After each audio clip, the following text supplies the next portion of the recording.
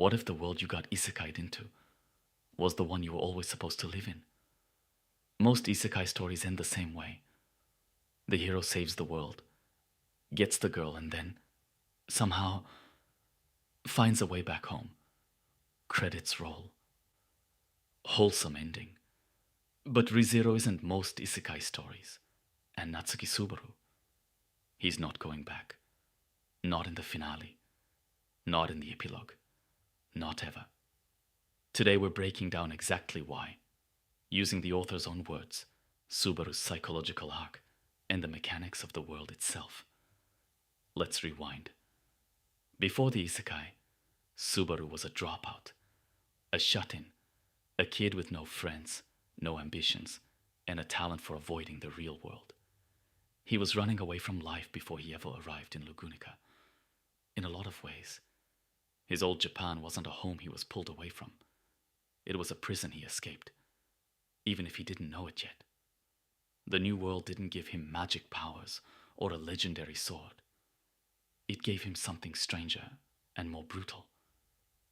The ability to die over and over, remember every single death, and keep going anyway.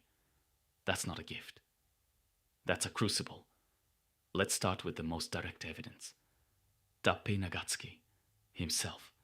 The author has stated on multiple occasions that ReZero will not end with Subaru returning to Japan. This isn't fan speculation. It's not a vague hint buried in a Q&A. He's been explicit about it. The story's entire thesis is built around Subaru, building a new life. From zero. In this world, every arc, every sacrifice, every trauma is pointing toward one destination. Subaru, becoming someone worthy of the life he's creating. Sending him home would undo that. It would turn every death into a detour. Here's something people overlook. Subaru has no way back, mechanically. Return by death isn't a transportation ability. It's not tied to any portal, rift, or magical clock. It's a curse-like power bound entirely to Satella, the Witch of Envy, and to the Sin Archbishops and mysteries of Lugunica. There is no reverse isekai button, no dragon gate, no dormant skill that sends him home. Every thread of Subaru's power, his checkpoints, his ode, his connection to Beatrice and Emilia, is woven into the fabric of this world. If he left, he wouldn't just lose his purpose. He'd lose himself. He is mechanically, narratively, and spiritually anchored here. If you need the emotional proof, look no further than Season 2. Specifically, Subaru's confrontation with his parents' memories inside the corridor of memories. This is the moment the show makes it undeniable.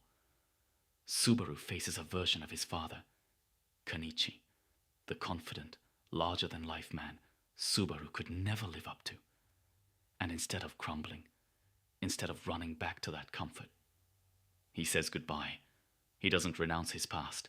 He makes peace with it. He accepts that the boy who locked himself in his room needed to exist so the person standing in Lugunica could become someone better. That scene is ReZero, writing he's not going home in 10-foot letters. The old Subaru, hollow, self-loathing, hiding, was already gone long before this scene.